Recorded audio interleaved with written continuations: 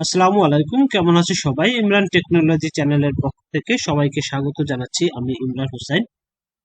2024-25 শিক্ষাবর্ষে একাদশ শ্রেণীতে ভর্তির নীতিমালা প্রকাশিত হয়েছে।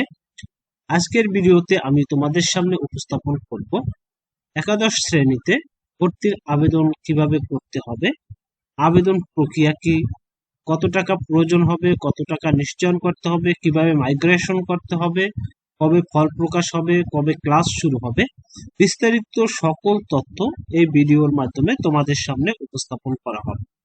তাই ভিডিওটি না টেনে বিস্তারিত তথ্য জানার জন্য সবাইকে পুরোপুরি দেখার অনুরোধ করছি। আর যদি আমার চ্যানেলে নতুন হয়ে থাকো তাহলে চ্যানেলটি সাবস্ক্রাইব করে পাশে থাকা বেল বাটনটি অন করে রাখতে পারো। শিক্ষা সংক্রান্ত যে কোনো তথ্য এই চ্যানেলে পেয়ে যাবে। যারা অলরেডি সাবস্ক্রাইব করেছো তাদেরকে অসংখ্য ধন্যবাদ। তাহলে প্রথমেই আমরা দেখে নিই যে শিক্ষা মন্ত্রণালয় 2024-25 শিক্ষাবর্ষে একাদশ শ্রেণীতে ভর্তির নীতিমালায় কি উল্লেখ করেছে। এরপরে আমরা পর্যায়ক্রমে ধাপে ধাপে বিস্তারিত সকল তথ্য তোমাদের সামনে তুলে ধরব।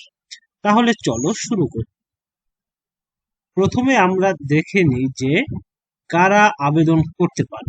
2024 সালে, 2023 সালে এবং 2022 সালে দেশের যে কোনো শিক্ষা বোর্ড হতে যারা এসএসসি পরীক্ষায় উত্তীর্ণ হয়েছে তারা 2024-25 শিক্ষাবর্ষে ভর্তির জন্য আবেদন করতে পারবে। এখানে বলা হয়েছে পূর্ববর্তী 3 বছর, তার মানে 24, 23, 22 এই 3 বছরে যারা উত্তীর্ণ হয়েছে তারা 2024-25 শিক্ষাবর্ষে ভর্তির জন্য যোগ্য বলে বিবেচিত হবে। এরপরে আমরা দেখে নিই যে কোন গ্রুপ থেকে কোন গ্রুপে ভর্তি হতে পারবে। এখানে তুমি যদি বিজ্ঞান গ্রুপ থেকে এসএসসি পরীক্ষায় উত্তীর্ণ হয়ে থাকো তাহলে বিজ্ঞান গ্রুপ থেকে তুমি বিজ্ঞান, মানবিক এবং ব্যবসায় শিক্ষা 3টি গ্রুপই যেতে পারবে। যদি মানবিক গ্রুপ থেকে উত্তীর্ণ হয়ে থাকো তাহলে তুমি মানবিক ও ব্যবসায় শিক্ষা এই 2টি গ্রুপে যেতে পারবে। যদি ব্যবসায় শিক্ষা গ্রুপ থেকে উত্তীর্ণ হয়ে থাকো তাহলে ব্যবসায় শিক্ষা এবং মানবিক এই 2টি গ্রুপে যেতে পারবে। অর্থাৎ বিজ্ঞান গ্রুপ থেকে উত্তীর্ণ হলে 3 গ্রুপে সে যেতে পারবে। মানবিক থেকে উত্তীর্ণ হলে এবং ব্যবসায় শিক্ষা থেকে উত্তীর্ণ হলে তারা মানবিক টু ব্যবসায় শিক্ষা এবং ব্যবসায় শিক্ষা থেকে ব্যবসায় শিক্ষা মানবিক এই 2 গ্রুপের ভিতরে তারা ভর্তির জন্য আবেদন করতে পারে।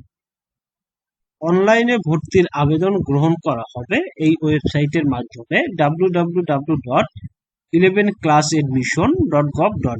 এই ওয়েবসাইটে প্রবেশ করে 150 টাকা ফি প্রদান করতে হবে। 150 টাকা ফি প্রদানের মাধ্যমে সর্বনিম্ন 5টি কলেজ এবং সর্বোচ্চ 10টি কলেজে আবেদন করা যাবে এই 150 টাকা ফি প্রদানের মাধ্যমে। সব 5টির কম করা যাবে না এবং 10টির বেশি আবেদন করা যাবে না। এখানে পছন্দক্রম সর্বনিম্ন 5টি এবং সর্বোচ্চ 10টি হতে হবে। আর যদি কারো কোটা থাকে তারা এখান থেকে কোটা সিলেক্ট করে দিতে পারবে।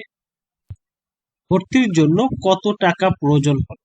ভর্তির সরকারি ফি তোমাদেরকে চান্স পাওয়ার সাথে সাথে মোবাইল ব্যাংকিং এর মাধ্যমে নিয়ে নেওয়া হবে। তোমাদের কাছ থেকে প্রতিষ্ঠান শুধু সেশন চার্জ আদায় করে। তো সেশন চার্জ এমপিওভুক্ত প্রতিষ্ঠানের ক্ষেত্রে কত হতে পারে? যদি ঢাকা মেট্রোপলিটন হয় তাহলে 5,000 টাকা হবে, বাংলা ইংরেজি 2 মাধ্যমের জন্যই। যদি ঢাকা মেট্রোপলিটন ব্যতীত হয় তাহলে 3,000 টাকা, আর জেলা পর্যায়ের জন্য 2,000 টাকা, উপজেলা পর্যায়ের জন্য 1,500 টাকা ধার্য করা হয়েছে। এই টাকার মাধ্যমে সেশন চার্জের মাধ্যমে তোমরা ভর্তি হতে পারবে। নন এমপিও প্রতিষ্ঠানের জন্য ঢাকা মেট্রোপলিটনের ক্ষেত্রে 7,500 টাকা হচ্ছে বাংলা ভার্সন আর 8,500 টাকা হচ্ছে ইংরেজি ভার্সন। ঢাকা মেট্রোপলিটন ব্যতীত বাংলা ভার্সনে 5,000, ইংরেজি ভার্সনে 6,000, জেলা পর্যায়ে বাংলা ভার্সনে 3,000, ইংরেজি ভার্সনে 4,000, আর উপজেলা পর্যায়ে বাংলা ভার্সনে 2,500 টাকা এবং ইংরেজি ভার্সনে 3,000 টাকা ধার্য করা হয়েছে। শিক্ষা বোর্ড কর্তৃক শিক্ষার্থীর নিকট থেকে প্রাথমিক ভর্তির নিশ্চয়ন করার সময় শিক্ষার্থী প্রতি যে ফি গ্রহণ করা হবে। অর্থাৎ তুমি যখন একটি প্রতিষ্ঠানে ভর্তির জন্য সিলেক্ট হবে, অর্থাৎ প্রথম মেধা তালিকা, দ্বিতীয় মেধা তালিকা বা তৃতীয় মেধা তালিকায় তুমি যে মেধা তালিকায় উত্তীর্ণ হও না কেন, তোমাকে উত্তীর্ণ হওয়ার পরে ৩৩৫ টাকা মোবাইল ব্যাংকিং এর মাধ্যমে পরিশোধ করে তোমার ভর্তি কনফার্ম করতে হবে। যদি তুমি চান্স পাওয়ার পরেও এই ৩৩৫ টাকা পেমেন্ট না করো, তাহলে তোমার আবেদনটি বাতিল হয়ে যাবে এবং পরবর্তীতে আবার নতুন করে আবেদন করতে হবে। এখন আমরা আবেদনের সময়সূচিটা জেনে নিব। একাদশ শ্রেণীর ভর্তির নীতিমালার এখানে ভর্তির আবেদন, ফল প্রকাশ, ভর্তি এবং ক্লাস শুরুর শিডিউল এখানে দেয়া হয়েছে। তো ভর্তির জন্য অনলাইনে আবেদন গ্রহণ, অর্থাৎ প্রথম পর্যায়ের আবেদন গ্রহণ করা হবে 26/5/2024 থেকে 11/6/2024 তারিখ পর্যন্ত, অর্থাৎ মে মাসের 26 তারিখ থেকে জুন মাসের 11 তারিখ পর্যন্ত তোমাদের প্রাথমিক আবেদন গ্রহণ করা হবে। আবেদন যাচাই বাছাই নিষ্পত্তি হবে 12 এবং 13 তারিখ। আর যারা পুনর্নিরীক্ষণের রেজাল্ট পরিবর্তন হবে তাদের 12 ও 13 তারিখ তাদেরও আবেদন হবে। আর পছন্দক্রম পরিবর্তনের সময়ও হচ্ছে 12 ও 13 তারিখ। অর্থাৎ পছন্দক্রম পরিবর্তন বলতে তুমি প্রথম যে আবেদন করেছিলে সেখানে 5টি বা 10টি কলেজ চয়েস দিয়েছো, আর দেখা যায় 5 নম্বরে যে কলেজটি দিয়েছো সেই কলেজটি তুমি 3 নম্বরে দিতে চাচ্ছ, বা 3 নম্বরে যে কলেজটি দিয়েছো সেটি 1 নম্বরে দিতে চাচ্ছ। এরকমের পছন্দক্রম তুমি পরিবর্তন করতে পারবে 12 ও 13 তারিখে। 14 থেকে 18 তারিখ হচ্ছে ঈদুল আজহা উপলক্ষে অনলাইন সার্ভিস, কল সেন্টার সব বন্ধ থাকবে। আর প্রথম পর্যায়ের ফলাফল প্রকাশ হবে 23 তারিখ, 23/6/2024 তারিখে প্রথম পর্যায়ের ফলাফল প্রকাশিত হবে রাত 8টায়। প্রথম পর্যায়ে যারা সিলেকশন হবে তাদের নিশ্চয়ন ফি, ওই যে বলেছিলাম 335 টাকা, সেই নিশ্চয়ন ফি 29/6/2024 তারিখ পর্যন্ত করতে হবে। অর্থাৎ 23 তারিখ রেজাল্ট দিবে, 23 তারিখ থেকে বা 24 তারিখ থেকে 29 তারিখ পর্যন্ত এই 335 টাকা তোমাকে পেমেন্ট করতে হবে। তুমি চান্স পাওয়ার পরেও যদি এই 335 টাকা পেমেন্ট না করো, তাহলে তোমার আবেদনটি বাতিল হয়ে যাবে এবং পুনরায় আবেদন করতে হবে, যেটি এখানে স্পষ্টভাবে উল্লেখ করা হয়েছে।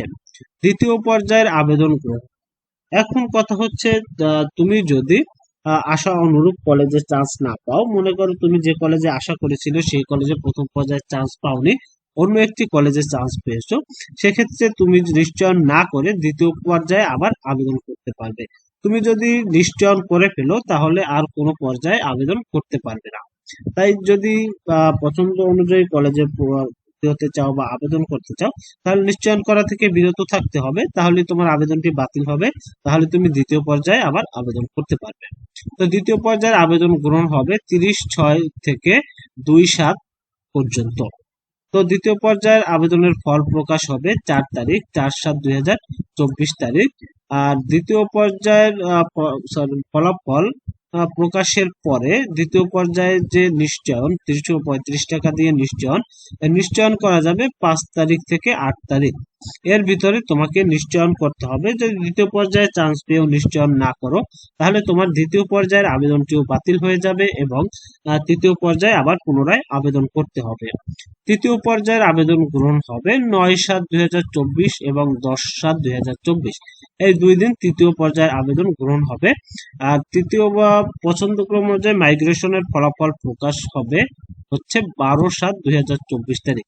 এখানে মাইগ্রেশনের ব্যাপারে আমি তোমাদেরকে একটু ক্লিয়ার করি। মাইগ্রেশন জিনিসটা কি? মাইগ্রেশনের জন্য তোমার কোনো আবেদন করার প্রয়োজন হবে না। যদি মনে করো তুমি 5টি কলেজ চয়েস দিয়েছো, সেখানে তুমি 3 নম্বর কলেজে চান্স পেয়েছো, 3 নম্বর কলেজে চান্স পেয়ে যদি তুমি 335 টাকা দিয়ে ভর্তি নিশ্চয়ন করো, তারপর যদি প্রথম 1 নম্বর কলেজ বা 2 নম্বর কলেজে কোটা খালি থাকে বা কেউ নিশ্চয়ন না করে, আসন শূন্য থাকা সাপেক্ষে মাইগ্রেশন তোমার অটো হয়ে যাবে। এর জন্য কোনো আবেদন করার প্রয়োজন নাই, অটো মাইগ্রেশন প্রযোজ্য হবে উপরের দিকে। তুমি 3 নম্বর যদি পেয়ে থাকো তাহলে তোমার মাইগ্রেশন হলে 2 নম্বরে বা 1 নম্বর কলেজ হবে, বা তুমি 2 নম্বর কলেজে যদি চান্স পেয়ে থাকো তাহলে মাইগ্রেশন হলে 1 নম্বরে হবে। মাইগ্রেশন কখনো নিচের দিকে হবে না, সবসময় পছন্দের উপরের দিকে হবে। তো তৃতীয় পর্যায়ের ফলাফল প্রকাশ হবে 12/7/2024 তারিখে। আর তৃতীয় পর্যায়ের মাইগ্রেশন হবে 13/7 এবং 14 নিশ্চয়ন হবে 13 ও 14 তারিখ। অর্থাৎ তৃতীয় পর্যায়ে যারা চান্স পাবে তারা 13 ও 14 তারিখে নিশ্চয়ন করতে পারবে। এরপর হচ্ছে ফাইনাল ভর্তি। ফাইনাল ভর্তি হলে 15/7 থেকে 25/7 তারিখে হবে প্রতিষ্ঠানে। প্রথম, দ্বিতীয়, তৃতীয় পর্যায়ে যারা চান্স পাবে এবং যারা নিশ্চয়ন করবে তাদের লিস্ট এই 15 তারিখের আগেই প্রতিষ্ঠানে পাঠানো হবে বা প্রতিষ্ঠান অনলাইন থেকে ডাউনলোড করবে এবং সেই লিস্ট অনুযায়ী তারা 15/7 থেকে 25/7 এই তারিখে ভর্তি কার্যক্রম শুরু করবে। আর তোমাদের ক্লাস শুরু হবে যারা 2024-25 শিক্ষাবর্ষে ভর্তি হবে, তাদের ক্লাস শুরু হবে 30 জুলাই 2024 তারিখ রোজ মঙ্গলবার। তো এই হচ্ছে 2024-25 শিক্ষাবর্ষে একাদশ শ্রেণীতে ভর্তির নীতিমালা, ভর্তির শিডিউল, ফলাফল প্রকাশ বা ভর্তি ফি। যদি ভালো লাগে ভিডিওটি অবশ্যই লাইক, কমেন্ট, শেয়ার করতে ভুলবে না। তারা যারা এখনো চ্যানেলটি সাবস্ক্রাইব করে নাই তারা চ্যানেলটি সাবস্ক্রাইব করে পাশে থাকবে। আর ভর্তি সংক্রান্ত কারো পরামর্শের প্রয়োজন হলে অবশ্যই কমেন্ট করবে। সবাইকে ধন্যবাদ জানিয়ে শেষ করছি। সবাই ভালো থাকো, সুস্থ থাকো, আল্লাহ হাফেজ।